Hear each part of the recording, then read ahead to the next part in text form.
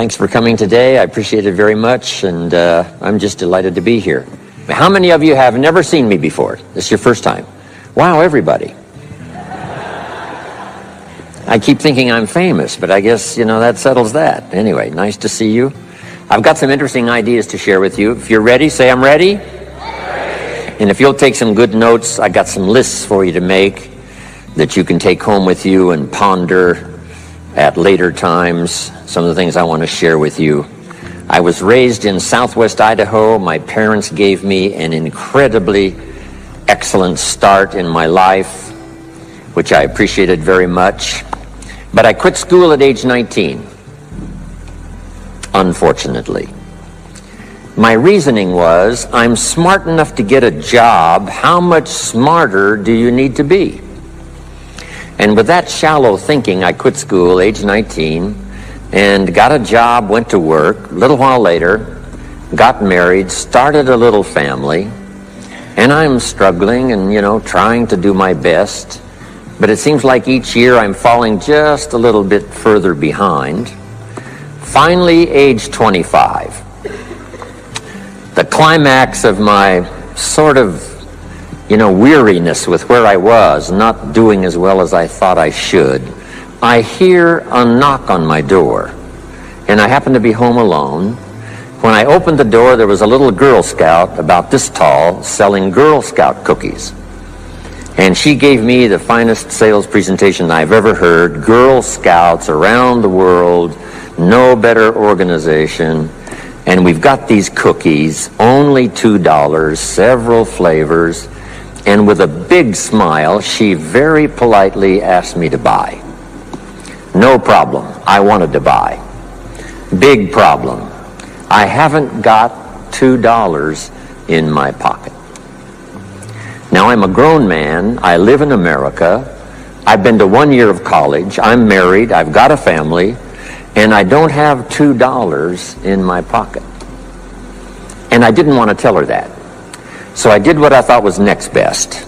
I lied to her. I said, hey, look, I've already bought lots of Girl Scout cookies. I've still got plenty in the house that we haven't eaten yet. And she said, oh, that's wonderful. Thank you very much. And she leaves. When she leaves, I say to myself, I don't want to live like this anymore. I mean, how low can you get lying to a Girl Scout? I mean, that's about as low as you can go. But I promised myself that day I was going to start my search of finding opportunity, finding somebody who could teach me and coach me on doing much better for myself and for my family and for my future. And shortly after that, I met a most extraordinary man, very wealthy, but a friend of mine said, you got to meet this man. He's rich, but he's easy to talk to. He's got a unique philosophy of business and life. And the more he told me about this man, the more I said, I've got to meet this guy. And shortly after that, I had a chance to meet him. Sure enough, when I met him, I was impressed. Obviously, he was rich, but he was friendly and easy to talk to. And I said to myself, if I could just get around someone like him, and if he would coach me, I would be willing to learn anything. I'd love to be like him. Well, my good fortune was he invited me to join his company, and over the next 5 years, my dream came true. He coached me and taught me how to turn my life from pennies to fortune. And he's not alive anymore, but I'd like to pay tribute to him one more time, Mr. Earl Schoaf, for the dramatic impact he had on my life, especially during that 5-year period. And so my whole life turned around. I made my fortune by the time I was 32, starting at age 25. And some of the ideas that I want to share with you today came from that 5-year experience. Then from there, I got into lecturing and giving seminars, and I've written a few books. And my career now spans about 41 years. But I'll never forget the impact this gentleman had on my life with a few simple concepts that totally changed my life, changed my future, and changed everything. Jim Rohn's view of the 21st century. Here's number one: unprecedented opportunity. We not only have begun a new century, century 21, it's a new millennium. A millennium is a 1,000-year period. We've had 6 so far. This is the beginning of the 7th millennium, and some scholars tell us that this could very well be an extraordinary time for the human race, this 7th millennium. And there's probably a lot of good reason that that is probably true. Unprecedented opportunity. We've now got the technology. We pick up a telephone now and talk to somebody on the other side of the world. Transportation now is so easy. I get on an airplane in Los Angeles, and 13 hours later, I'm in Tokyo. 5 meals, 3 movies, and you're there. I mean, you know, it's a simple deal. Anyway, we've got technology, we've got transportation, we've got all the rest, right? So this is going to be a time of unprecedented opportunity in every field you can imagine, every industry, every country. It's going to be the greatest period of opportunity time in the history of the human race, the 21st century, especially these opening years of the 21st century. So that's number one, unprecedented opportunity. Now here's the second note to take. Now also keen competition, because we now play the world game. And it's not just competition across the street and company to company and, you know, division to division and, you know, company to company. Now it's worldwide competition. A job now becomes available. Does it go to someone in Minnesota or someone in India? Worldwide competition. So now you've got to be ready to cash in on the opportunity, but you've also got to be ready for the competition. So I've got some interesting ideas on how to be prepared for both opportunity and competition in these opening years of the 21st century. Here's some of my best advice. Number one, you've got to have more than one skill. It's okay to have one skill, but I'm telling you, if you want economic safety for the future, especially this century, my personal opinion, you need more than one skill. We've seen people, right, the last 15, 20 years that only had one skill, worked for this company for a long time. The division the guy worked for got chopped, eliminated. Now he loses his job. Now he tells us he's in economic distress. Why would that be? Simple answer. He only had one skill. So for economic safety for the future, my personal advice, you gotta have more than one skill. In fact, it led me to my first fortune, and that was learning more than one skill. I started learning these extra skills in Idaho, where I grew up. I knew how to milk cows, but it didn't pay very well. Then someone gave me this incredible advice. If you want to lay the foundation for a future fortune, you've got to learn more than one skill. And I started that process age 25. Here's the first one, and I started part-time, a little sales job that I got. A product that I believed in, learned how to present it well enough for somebody to say yes, gave excellent service so that that would lead to multiple sales, and this little extra part-time job in sales absolutely started multiplying my income. From milking cows, now I've got this ability now to start getting customers, keep them serviced, and make some money in this extra skill. So now I've got 2 skills, milking cows and finding customers. Here's the next skill I learned, just to give you a quick list. Next was finding good people. If you've got a little enterprise going and you need some people, you have to just go look for them. And when I learned this skill, finding good people for my little enterprise, I couldn't believe how it drastically changed my income. My income now starts to multiply, not just increase. So now I've got what? 3 skills: milking cows, getting customers, finding good people. I'm on my way. Here's the next one that paid me big money, in case you're interested, and that's organizing. Organizing simply means getting people to work together. Big challenge, but if you learn this skill, getting people to work together, they pay extraordinary money. Here's the next one that really increased my income substantially, and that's promotion and recognition. Rewarding people for small steps of progress. I mastered this one. And here's the philosophy behind it. Be so busy giving other people recognition you really don't need it for yourself. I mastered this. Guess what it pays? Big money. Let me just give you one more, and it's in 3 parts. And that's communication. Learning to affect other people with your language.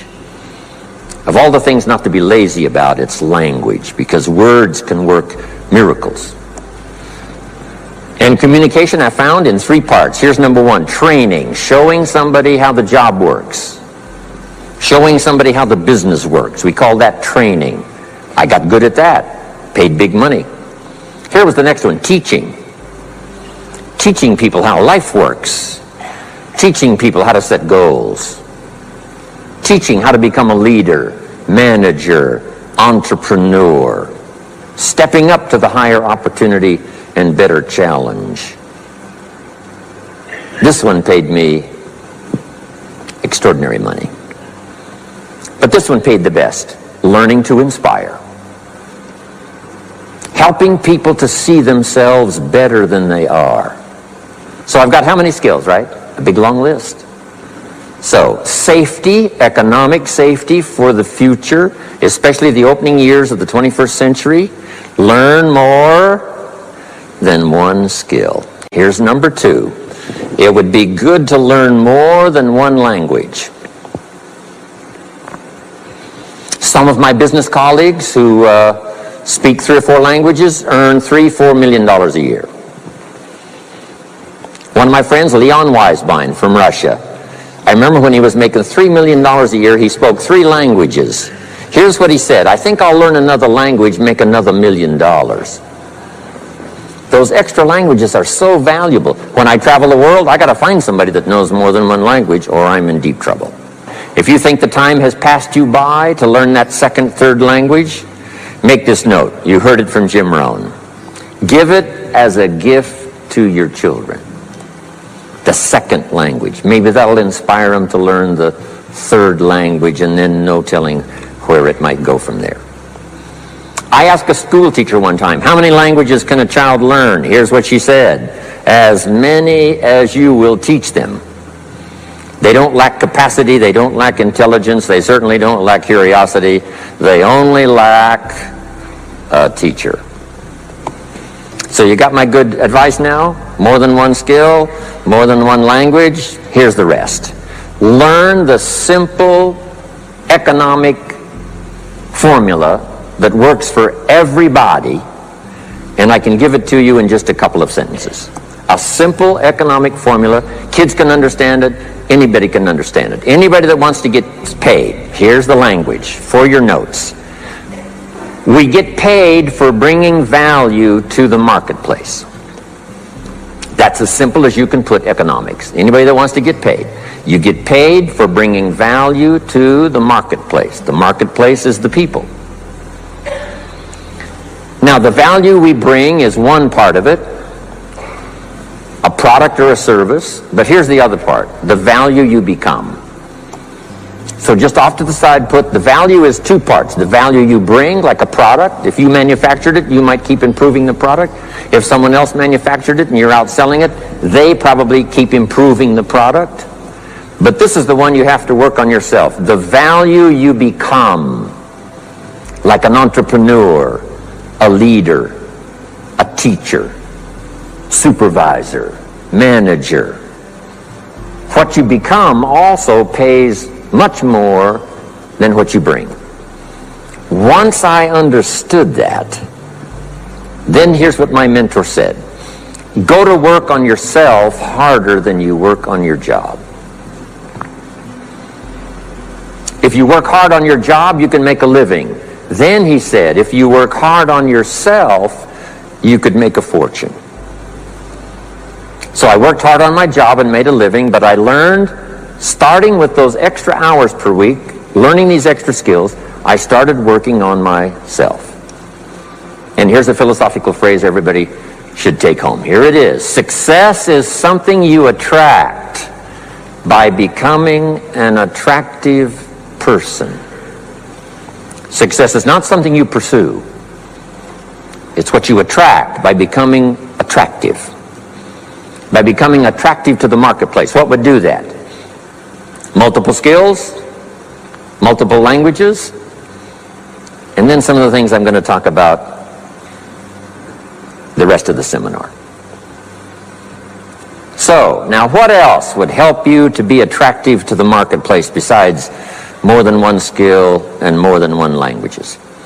I've divided it into five simple, basic fundamentals of ideas to ponder and think about that will increase your value to the marketplace. Could perhaps, like it did for me, multiply your income by 2, and then multiply it by 3, and then multiply your income by 4, and then by 5. And once you get there, it's not that difficult to multiply it by 10, because all you have to do is make sure you become more valuable and more valuable and more valuable. You don't have to work on the economy, because here's the first note. Each person's income is determined primarily by their philosophy, not by the economy.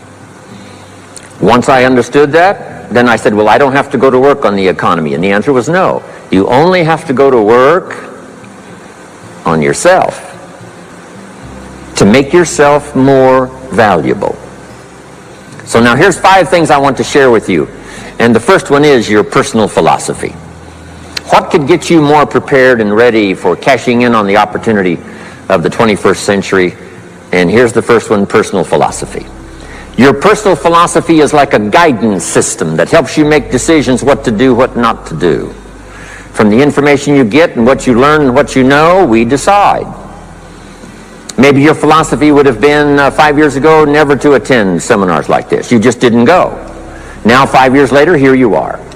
Something happened along the way to change your mindset, saying, hey, for the money and the time, if I just get one good idea and walk away, it certainly is worth the money and the time. So now that little amendment in your philosophy, you now say, I'm going to regularly go, because it doesn't take but a few ideas to make a great difference in your income, personal life, social life, and all the rest. So now you know that's valuable. A change of mind, a change of idea. So that's what personal philosophy is all about.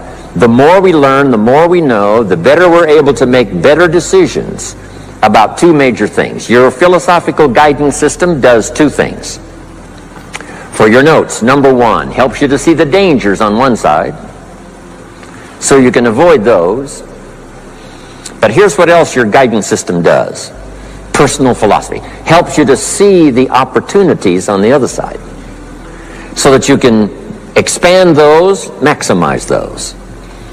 And here's what that's called. The game of life is to minimize the dangers and maximize the opportunities. And the more we know and the more we learn, the more experience we gather in sessions like this, from the sermon on Sunday morning to the books we read and all the rest, helps us to keep continually adjusting our philosophical guidance system so that we minimize more dangers, maximize more opportunities. That's really the game of life. I couldn't put it much more simply. So number 1, we're affected by what we know. Now, how do we know more things and learn more things that'll help us readjust our thinking so we can avoid the dangers, maximize the opportunities? Here's number 1, learn from personal experience.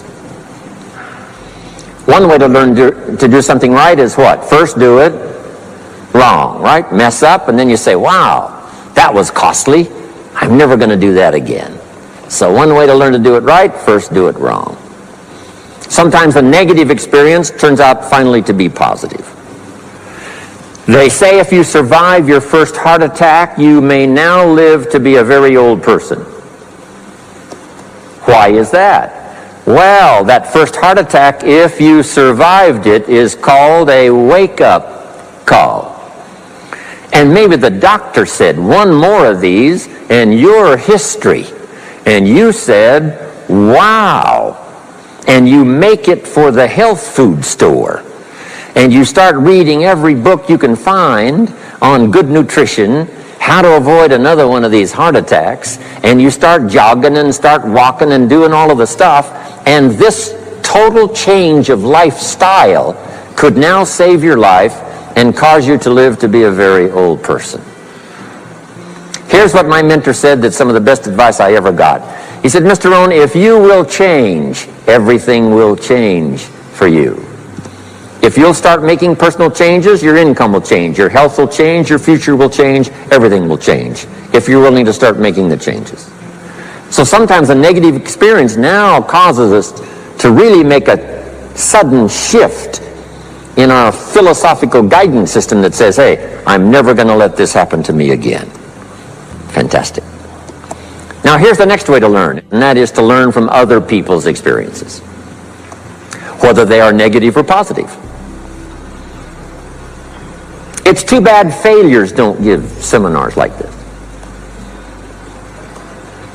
Wouldn't that be good information?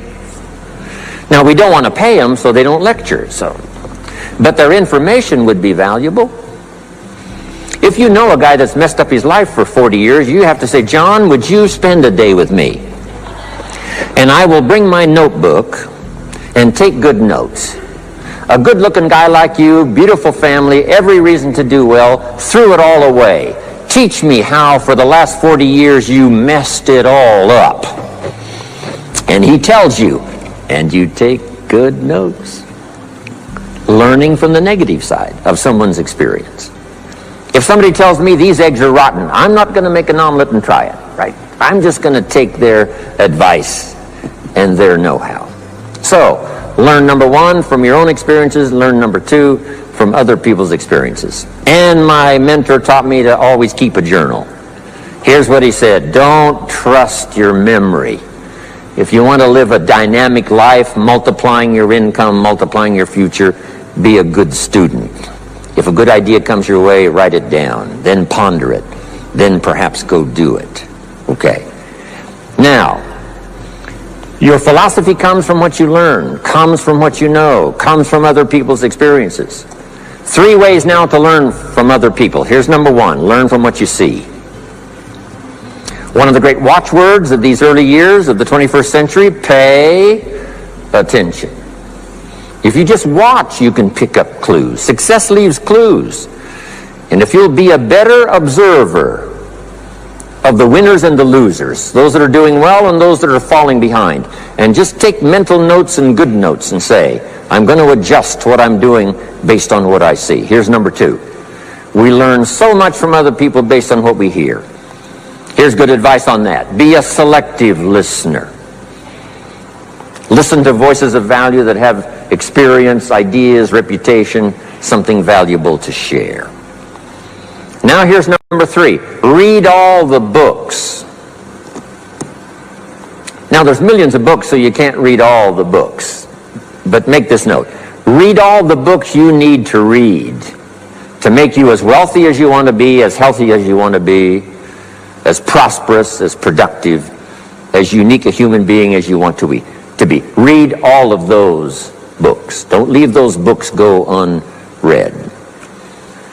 My mentor got me started on my library when I was 25. I got one of the best. If you saw my library, you would be impressed. I haven't read everything in it, but I feel smarter just walking in it, right? My library. I was smart enough to buy it all. Now I got to be smart enough to read it all. Now jot this down. When you do read, you have to sort through what you read and decide which is valuable to try. That's part of the process of learning. Gathering information and sorting through it. 1, the information that would apply to you, and what you think would be valuable based on your current philosophical opinion. So read all the books. Our lives are greatly affected by what we learn and what we know. Now here's number 2 of these very basic 5 things I want to share with you. First, your personal philosophy. Here's number 2, your attitude. First, we're affected by what we know. When I talk to the kids in high school classes, college classes, that's the first thing I tell them. Get the information while you're here. Right? Nothing worse than being stupid when you get out of school. So get the information. Being broke is bad, but Being stupid is what's really bad. And what's really, really bad is being broken stupid.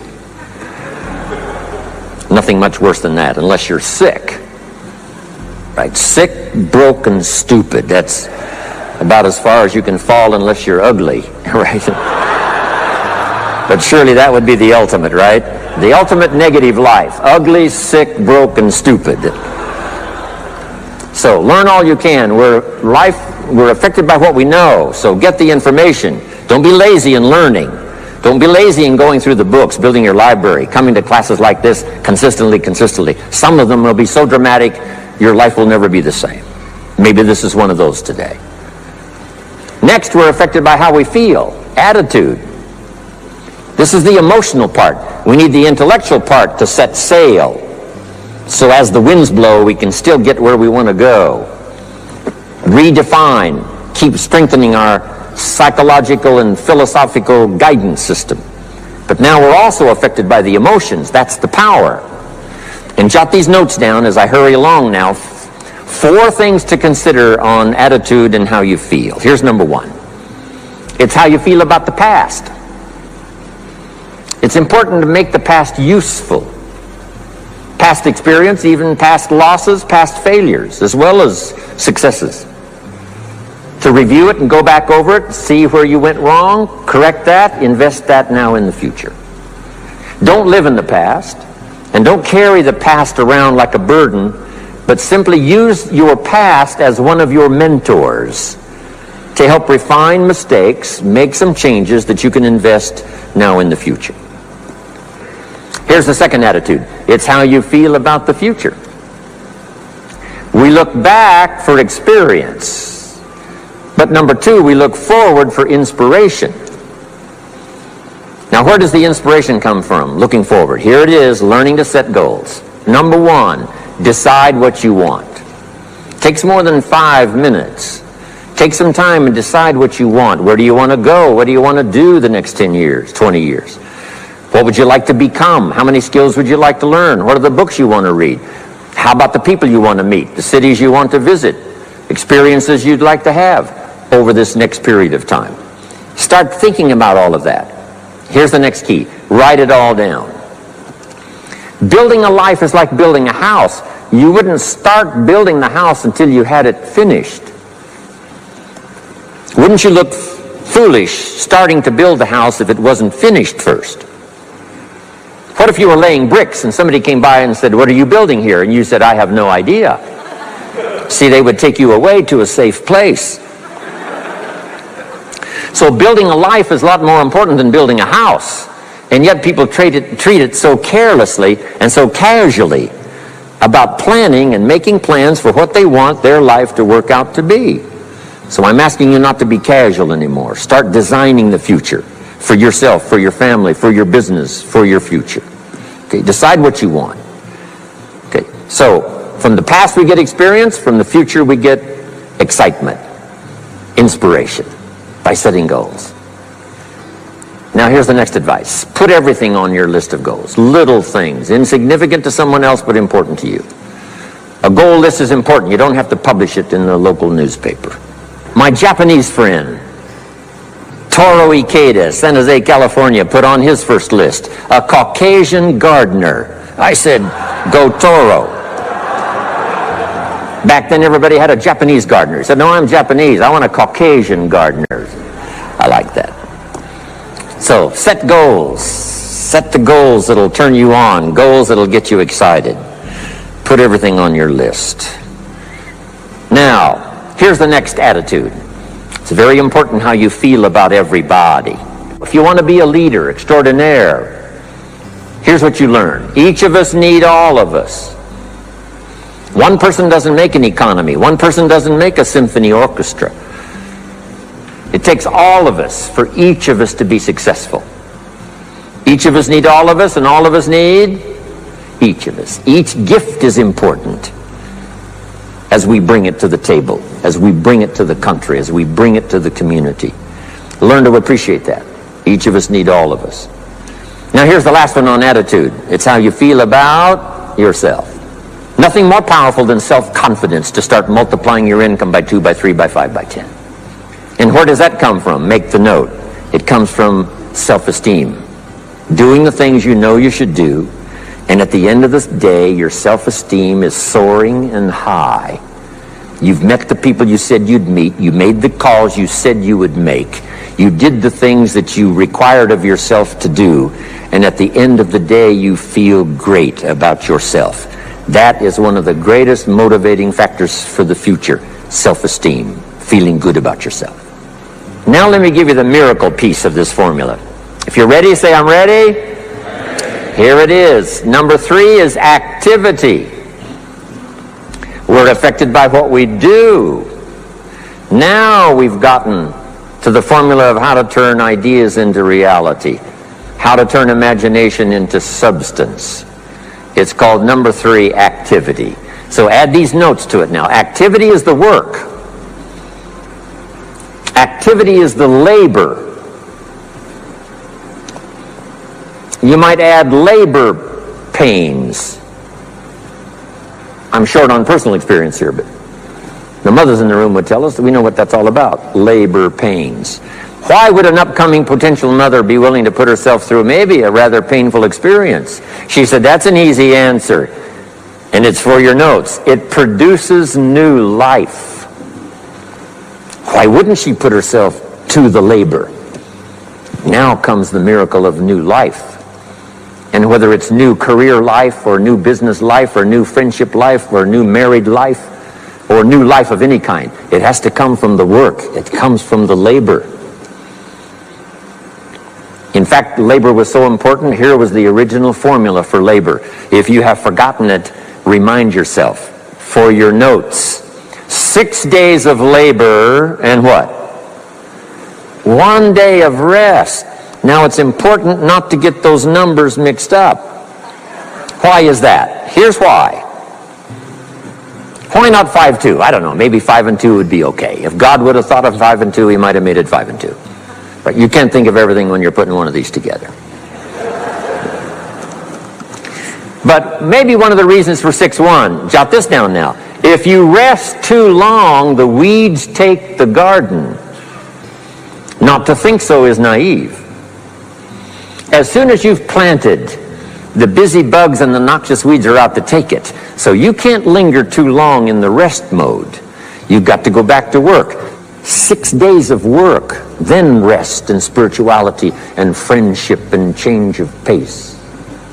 And then go back over the last 6 days. What did I do? What did I miss? Who did I miss? What happened? So that I can invest those corrections in the next 6 days of higher productivity. Have you got that now? 6 days of work, 1 day of rest. Don't get the numbers mixed up. Activity. Now, activity finishes the miracle. Good question for your notes. How did this convention center get here? Let me give you the steps. Number 1, somebody saw it while the property was vacant. You say, well, how could you see a convention center if it isn't here? It's the only way it will be here. And somebody has to see it so clearly they can draw a picture of it, saying, this is the convention center. You say, no, it isn't there. They say, yes, this is the convention center. The artist's rendering shows you a picture of what isn't there. That's the beginning of imagination. So to turn nothing into something, here's what you do. Imagine the possibilities. That's why we recommend testimonials for someone to say, hey, I started with pennies and I made a fortune. And when they finish, sometimes they say something like this, if I can do it, what? You can do it. And we start imagining the possibilities. Here's number 2, have faith to believe that some of them are possible for you. And both imagination and faith are powerful forces, but we still don't have a hotel. We still don't have a house. Even though those are powerful forces, it is the beginning. Now, imagination and faith must be deposited in activity or it is wasted. But the finishing touch of the miracle process is now, go to work. Go to work and build a better career. Go to work and build good health. You can't have good health without the work. When did we start hearing that phrase? No pain, what? no gain. You got to do the work. You can read all the books until you're wise. You can have faith and believe until it is extraordinary. But now you must go to work. And if you'll learn to appreciate the work that produces the miracle of good health, the miracle of a career, the miracle of a relationship, the miracle of a fortune. Only humans now can do this. The birds of the field can't do it. No other life form can imagine and create something from nothing. Have faith and then build it and make it real. Only humans. It's an extraordinary gift. Depends on how often you use it.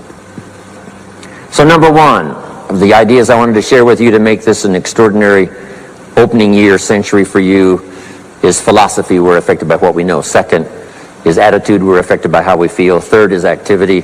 We're affected by what we do. Now here's the final two pieces. Number four, learn to measure progress. Once you've set up a project now, you want to turn nothing into something. Now you must measure your progress. How are you doing?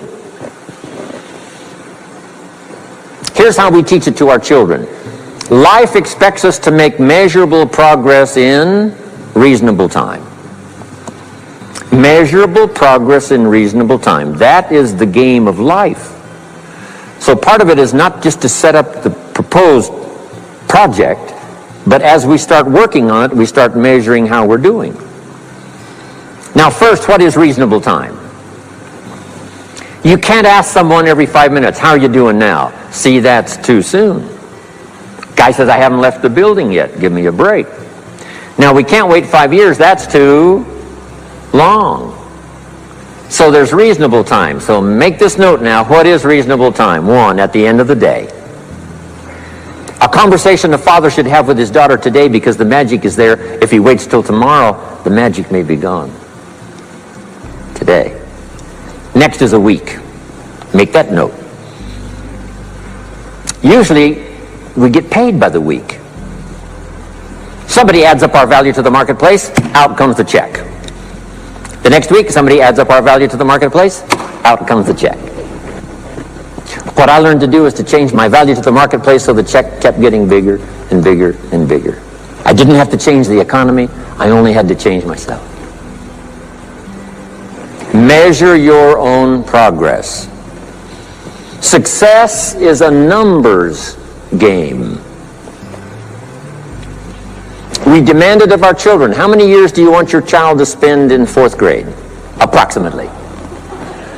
About 1 year, right? You say, well, if they're nice kids, would you give them 3 or 4 years? You say, no. This is not a nice game. This is getting ready for the future. This is getting ready for the challenges and the opportunities. You can't linger in 1 grade more than 1 year. Now make this note. The same should go for us as adults. Don't linger more than 1 year in 1 grade of learning. Adult, management, entrepreneurship, leaderships of all kind. Keep up the pace of learning. Okay. The numbers. Measure. Count. Now here's the key. Face the truth. If you're only making this much progress, there's no use trying to kid the world, no use trying to kid anybody else, and especially don't kid yourself. If in a period of time you've only made so much progress, you just got to swallow hard and say, this is the truth. I've got to face it. Now, what could I do to start increasing my progress and make my health better, make my income better, make my investments better, make my value to the marketplace much better, get busy learning the second skill and the third skill and the next language and the next language to increase my value. I got to get busy and do that.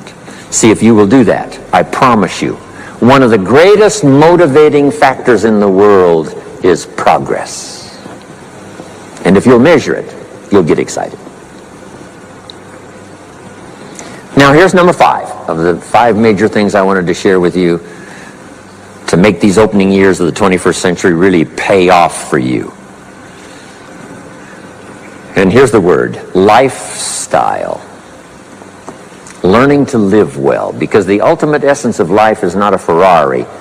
The ultimate essence is not a home. The ultimate essence is not a bank account. It's not $1 million. It's not a fortune. Here it is. The ultimate essence of life is learning to live a good life. That's the key. Whether you have modest resources or whether you have mega millions, either way, the real key is learning to live a good life. And so in my closing 5 minutes, let me give you what I think is a good list. Now, this is the short list. In other presentations, I cover a longer list, but this is called Jim Rohn's short list for living the good life. Here it is. Number 1, productivity. You really won't be that happy if you don't produce. And here's the next bit of advice on that. Produce to the max if you possibly can. To produce a little is okay. To produce enough is okay. To produce some to get by is all right. But why not try productivity to the max? Andrew Carnegie, who built the steel industry back in the 30s, here's what Andrew said. I'm going to spend the first half of my life accumulating money. I'm going to spend the last half of my life giving it all away. He got so inspired by that goal that the first half of his life he accumulated $400 million, which back in the 30s was a lot of money. A mega fortune. Guess what he did the last half of his life? He gave it all away. I got a good question for you as we close. Here's the question. What's got you turned on? What's got you up early? What's got you eager to face the day? What's got you inspired to learn the extra skill, put in the extra time, go the extra mile, learn how to work with people, guarantee your future? Good question. Here's number 2, good friends. You got to have good friends. The best support system in the world is good friends. Collect and nourish those as priceless. Good friends are those wonderful people who know all about you and still like you. Those are good friends. Here's number 3, your heritage. What's made America so unique among all the nations of the world and the greatest experiment in the history of the world? And that is the depository of gifts that have come to America over the last 300 or 400 years. The heritage from all walks of life, all over the world. Now the key to keeping America vital and powerful and unique for generations to come is to keep alive these heritages. The music, the dance, the costume, the customs, the literature, the poetry, and all the rest combined together, making us an extraordinary, unusual nation among nations. Keep your heritage alive. Here's number 4. Your spirituality. Whatever you believe in terms of spirituality, that's important. And I've got 3 words for you to consider. Here they are. Study, practice, and teach. Whatever you believe in terms of spirituality, study, practice, and teach. Don't leave your spirituality unstudied, don't leave it unpracticed, and don't leave it untaught. It's one of the major components of a good life. And now to close, for your notes. Take special care of the inner circle. Family, close friends. Nourish them, they will nourish you. Inspire them, they will inspire you. And take care of the details, the little things that makes it special for family and friends. When my father was still alive after my mother died, my father lived about another 7-8 years. When I used to travel, I would try to call him while he was having breakfast with the farmers, southwest Idaho. Make a special day. If I'm in Israel, I got to get up in the middle of the night, but I call in the middle of the night, Papa, I'm in Israel. And they would bring him the phone in this little cafe called the Decoy Inn. And Papa would say, Israel, son, how are things in Israel? And he'd talk real loud so everybody could hear. Right? Say, Papa, they gave me a reception last night on the rooftop overlooking the Mediterranean. He'd say, overlooking the Mediterranean. Now he's got a story to tell for the rest of the day. My son called me this morning while I was having breakfast with the farmers. I know he had to get up in the middle of the night. Special days. One more scene. I thought about my father walking down the lane on the farm to the mailbox, opening it up. And this is for your notes. Make sure the mailbox is not empty. My father lived to be 93. What kind of an experience would that be for a day? Age 93, open the mailbox and it's empty. Even if it's just a postcard, make sure the mailbox is not empty. The details, the inner circle. And now here's the last. Maybe, just maybe, some of the things I've shared with you have been seeds that have fallen on your consciousness at the right time. And then if it turns into something valuable for you in the future, that will be well worth my coming, being away from my grandchildren and my children for a little while, to come and deposit the best of my experience with all of you today. Thank you very much. God bless.